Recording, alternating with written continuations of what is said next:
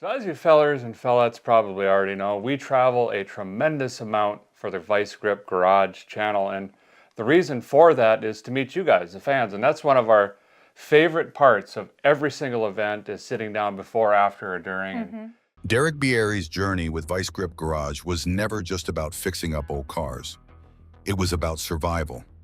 He built his empire from rust and determination, but behind the cameras, life was throwing punches harder than any seized-up engine. He had to make brutal choices, walking away from stability to chase a dream most would call crazy. You won't believe what came next, because the shocking incident that followed nearly changed everything for Derek, and not in the way you'd expect. The gearhead who took over YouTube. Derek was born in Minot, North Dakota, on May 16, 1984. And the thing is, his story didn't start in a fancy garage or a TV studio. It started on a farm. Growing up in that world, he learned a fundamental truth fast. Nothing came easy. If something broke, you fixed it, plain and simple. There was no running to the store for a replacement part. You had to make do with what you had. His dad and grandpa were masters of ingenuity.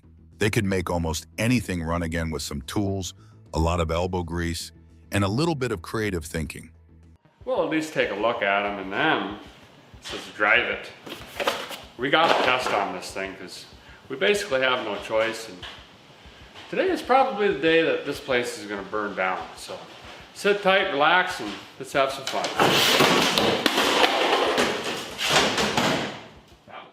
That mindset stuck with him. It wasn't just about working with his hands. It was about making things last, figuring out how stuff worked, and never wasting anything.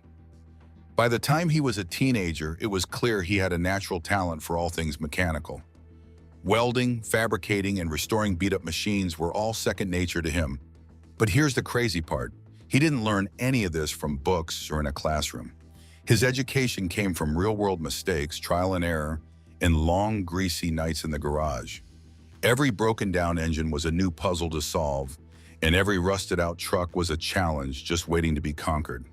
He spent years working in auto shops, managing businesses, and sharpening his skills. He didn't need fancy degrees or certifications. He relied on hard-won experience, learning things the tough way. While other kids his age were off chasing college dreams, Derek was knee-deep in busted carburetors and stained rags.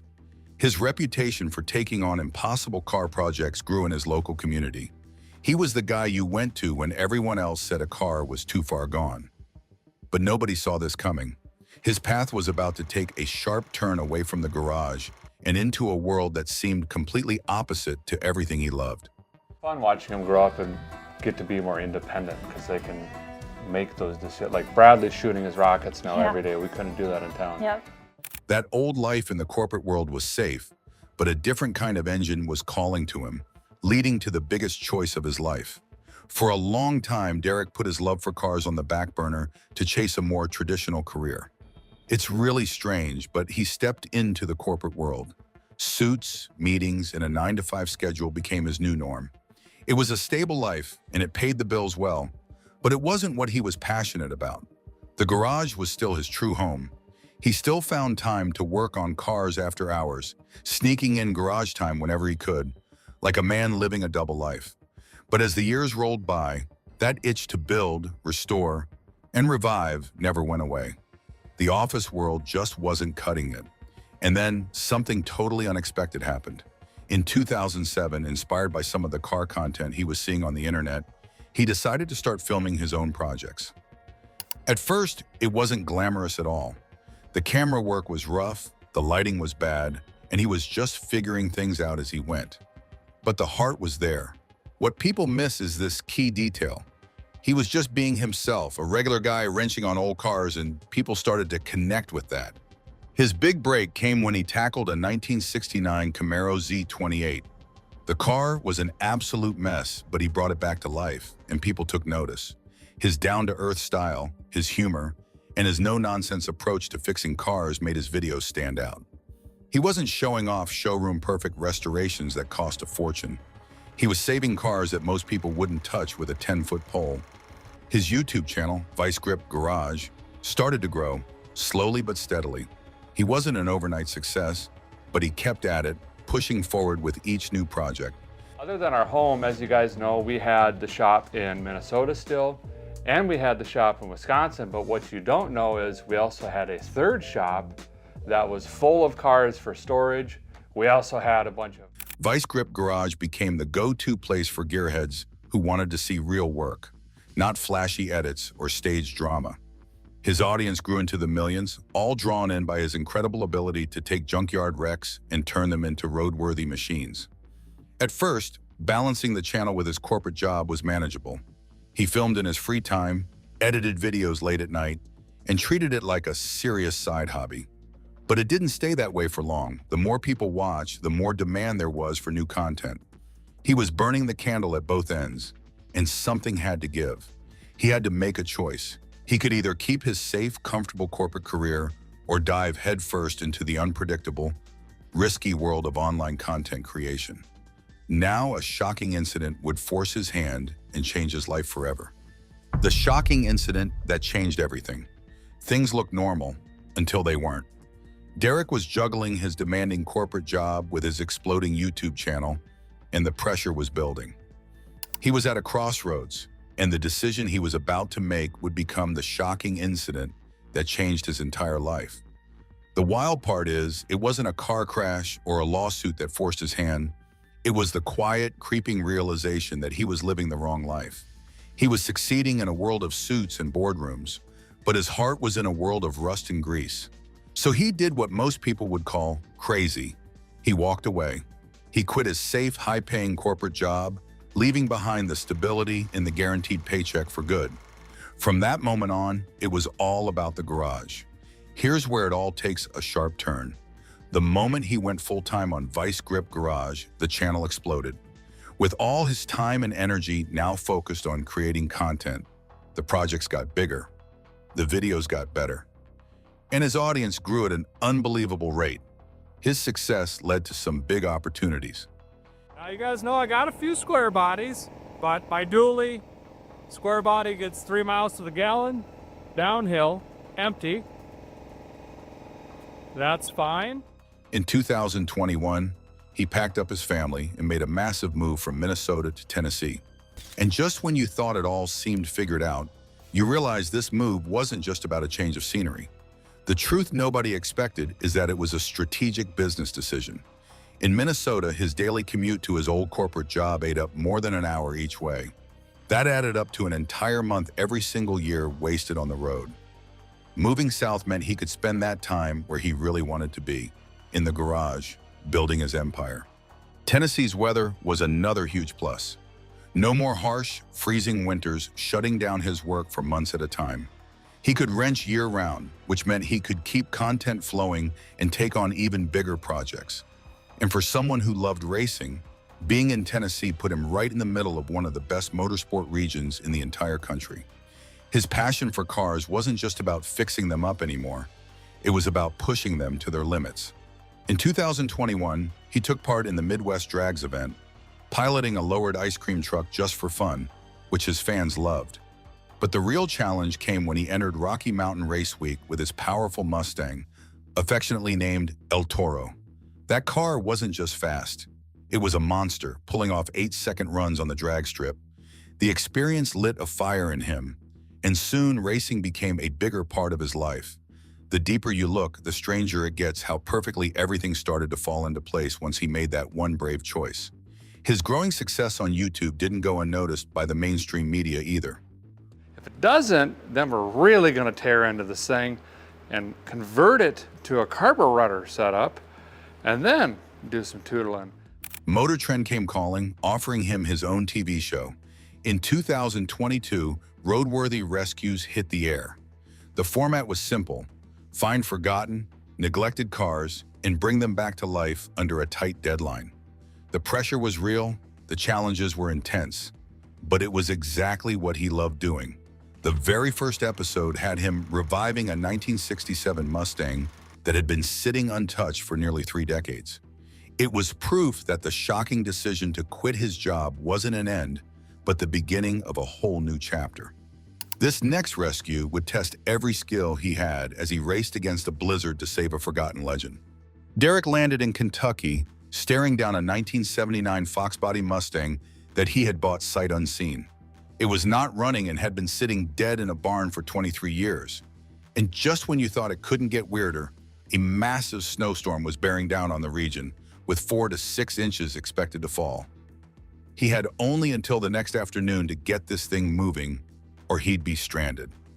No pressure at all. At first, it looked harmless, but every old car is a box of secrets. The body was surprisingly straight with very little rust, which was a miracle. But the paint was bad, the door handles were shot, and the roof had been battered by hail. Inside, the interior smelled like an old jewelry box mixed with used motor oil and regret. Mice had definitely made a home in there, but the dash was near perfect, and the seats were in shockingly good shape.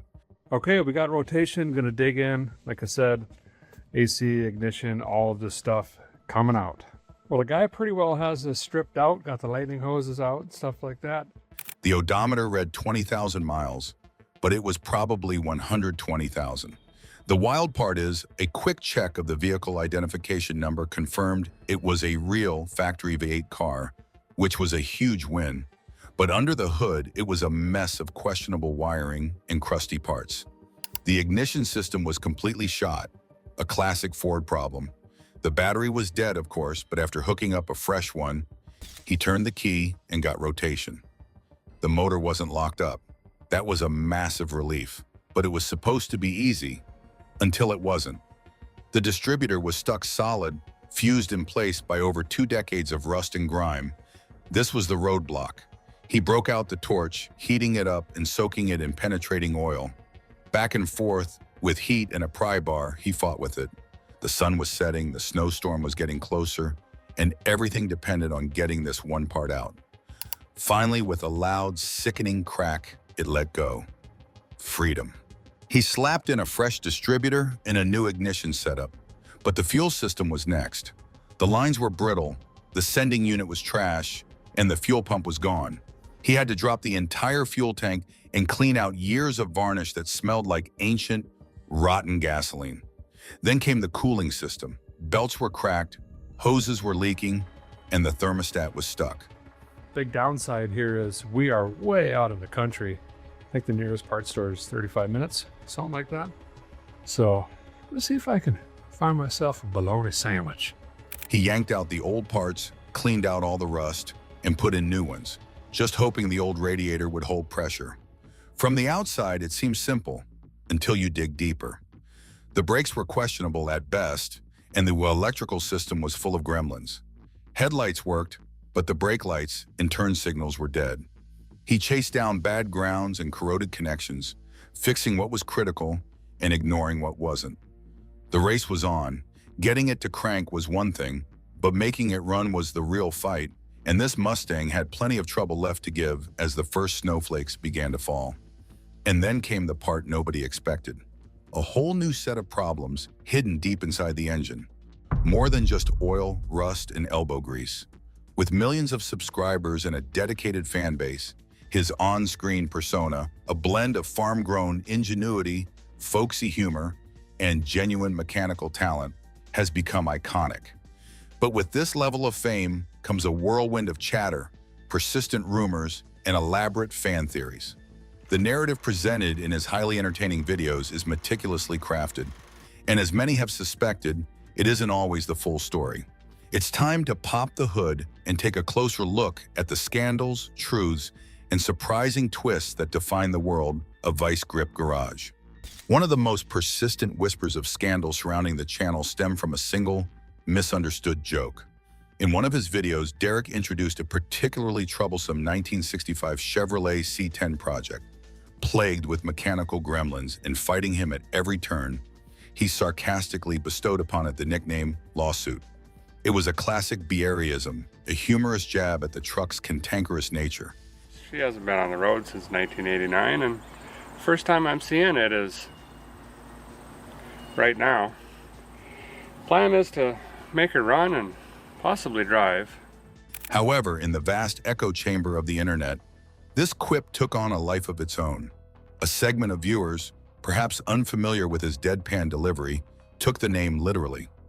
Rumors began to circulate on forums and social media that Derek was embroiled in a legitimate, high-stakes legal battle over the classic pickup. The myth grew, but the truth was far simpler. There was no lawsuit, no legal drama, just Derek's unique and often misinterpreted sense of humor at play.